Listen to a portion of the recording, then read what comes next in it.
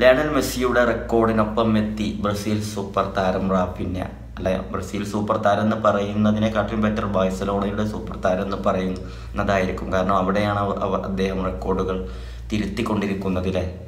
Raphinha Lionel മെസ്സിയുടെ ഒരു റെക്കോർഡിൻ്റെ ഒപ്പം എത്തിക്കുകയാണ് ഇപ്പോൾ. അതായത് ചാമ്പ്യൻസ് ലീഗ് ഒരു സീസണിൽ ഏറ്റവും കൂടുതൽ ഗോൾ കോൺട്രിബ്യൂഷൻസ് നേടിയ ലയണൽ മെസ്സിക്കൊപ്പം ആ റെക്കോർഡ് ഇപ്പോൾ റാഫിഞ്ഞയും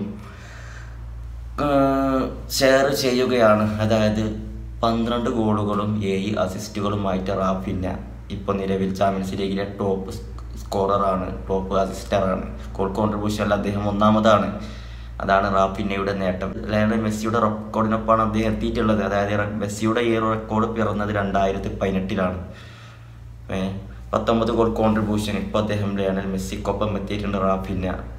ബ്രസീലിൽ ഒരുപാട് താരങ്ങൾ ഉദയം ചെയ്യുന്ന ഒരു ടീമാണ് ബ്രസീൽ. ഒരുപാട് താരങ്ങൾ വരുന്ന സമയത്ത് ബ്രസീൽ ലീഗിലൊക്കെ കളിക്കുമ്പോൾ നല്ല മികച്ച പെർഫോമൻസ് അവർ കാഴ്ചവെക്കും. പ്രധാനപ്പെട്ട ലീഗുകളിലേക്ക് ഒക്കെ അവർ ചേക്കേറും. പലരും ബ്രസീലിലെ മുൻ താരങ്ങളുമായിട്ട്, ലെജൻഡുകളുമായിട്ട് റൊണാൾഡോ, നെയ്മർ, റൊണാൾഡീനോ, പെലെ എന്നൊക്കെ പറഞ്ഞുകൊണ്ട് ഓരോരുത്തർ വരും. പുതിയ താരങ്ങളൊക്കെ ആ ലെവലിലൊക്കെയാണ് കളിക്കുന്നത്, നല്ല താരമാണെന്നൊക്കെ പറയും. പക്ഷെ അതിൽ ഭൂരിപക്ഷം താരങ്ങളും പിന്നീട് അവർ ക്വാളിറ്റി നിലനിർത്താൻ കഴിയാറില്ല. പല താരങ്ങളും വന്ന മാതിരിയാണ് പോക്കാണ്.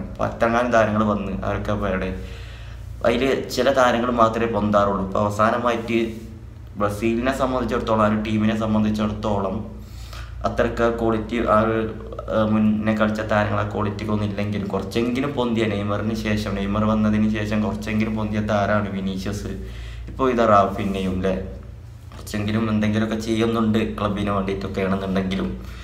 അപ്പോൾ ഏതായാലും റാഫിഞ്ഞ ലയണൽ മെസ്സിയുടെ ആ ഒരു ലയണൽ മെസ്സിയുടെ ആ റെക്കോർഡിൻ്റെ ഒപ്പം എത്തിക്കുകയാണ്. ഏറ്റവും കൂടുതൽ ഗോൾ കോൺട്രിബ്യൂഷൻസ് 2018 ലയണൽ മെസ്സിയുടെ ആ റെക്കോർഡിനൊപ്പം ഇപ്പോൾ റാഫിഞ്ഞ എത്തിയിട്ടുണ്ട്.